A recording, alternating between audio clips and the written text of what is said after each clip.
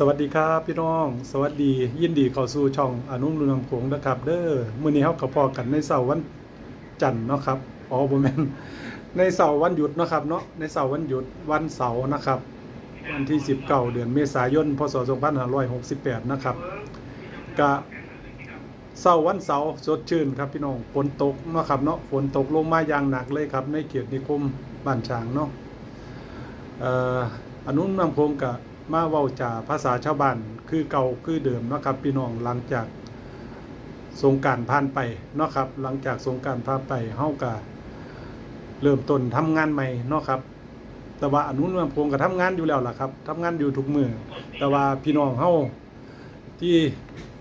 ลงไปเที่ยวสงกรานต์เราก็ขึ้นมาเที่ยวขึ้นมาทำงานเนาะครับเริ่มต้นตั้งแต่เมื่อวานนี้เนาะมื้อนี้ก็วันเสาร์ได้พักผ่อนอีกเสาร์อาทิตย์เนาะก็มันก็คือว่าพี่น้อง7วันอันตรายของทางราชการที่เปิ้นกามาเนาะครับเฮาก็เกิดการสูญเสียเนาะครับเกิดการสูญเสียทั้งด้านอุบัติเหตุเนาะครับทั่วไทยเฮาโอ้พี่น้องเสียบุคคลในสังคมเฮาไปหลายคือกันเพราะว่าสิเป็นทั้งบาดเจ็บทั้งเสียชีวิตมันก็เป็นเรื่องปกติของ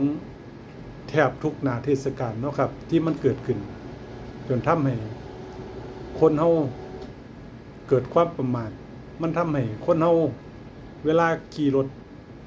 บ่พยายามระงับอารมณ์บ่พยายามใส่สติเท่าที่ควรเนาะเวลาเกิดผลกระทบบ่ว่าสิเกิดการแซงหน้าเกิดการปาดหน้าเวลาขับรถก็เกิดอารมณ์ขึ้นมากก็ทำให้เกิดอุบัติเหตุเกิดการทะเลาะวิวาทขึ้นได้เนาะครับพี่น้องคือจังเฮาเห็นหน้าจอข่าว2มื้อที่ผ่านมาเนาะก็เป็นเรื่องเป็นราวนะครับซึ่งเยาวชนเฮาก็บ่ควรสิไปเลียนแบบเนาะครับที่มันเกิดขึ้นเนาะครับเฮาสิไป